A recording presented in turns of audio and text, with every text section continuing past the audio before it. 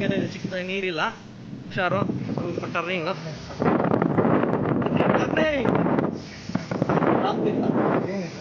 ರಾಮತೀರ್ಥ ಅಂತ ಮುಂಚೆ ರಾಮರು ಸೀತೆ ಹುಡುಕೊಂಡು ಬಂದಾಗ ಇಲ್ಲಿ ಬಂದಿದ್ರಂತೆ.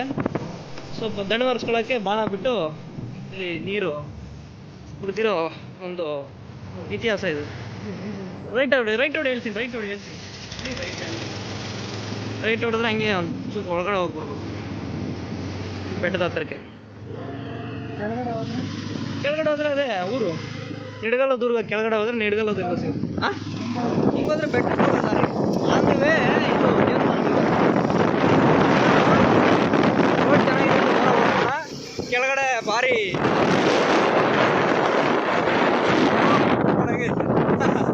ಅಲ್ವಾ?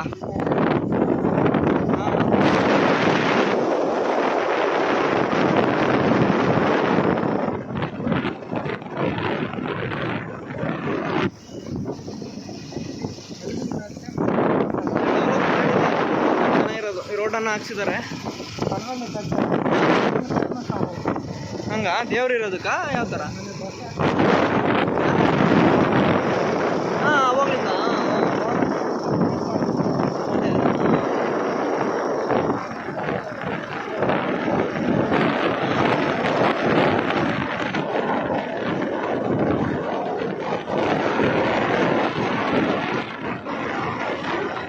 ಮಳೆ ಬಂದಾಗಲಿಂದ ಇಲ್ಲಿ ನೋಡ್ತಿದ್ದೀವಿ.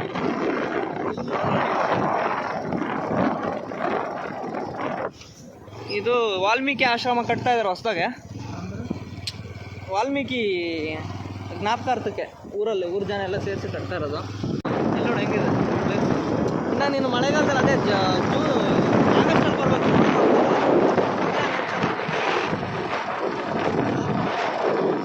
ನೋಡಿ ಹೆಂಗಿದೆ ಏನೋ ದೇವಸ್ಥಾನ ಕಟ್ತಾರೆ. ಏನು ಇಷ್ಟು ಡೆವಲಪ್ಮೆಂಟ್ ಇಲ್ಲಿ?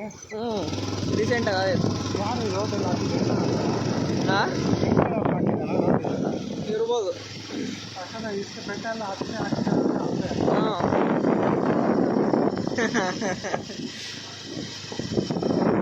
ಬೆಟ್ಟ ನೋಡಿ ಹೆಂಗೆ ಕಾಣುತ್ತೆ ಮುಂದೆ.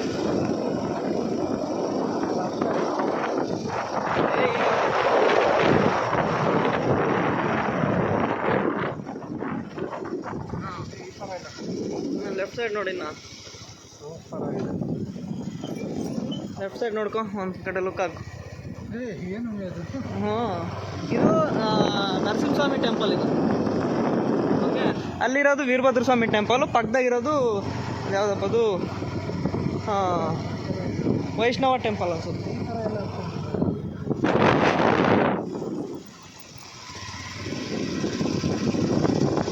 ಸ್ಟ್ರೈಟ್ ಹೆಂಗಿದೆ.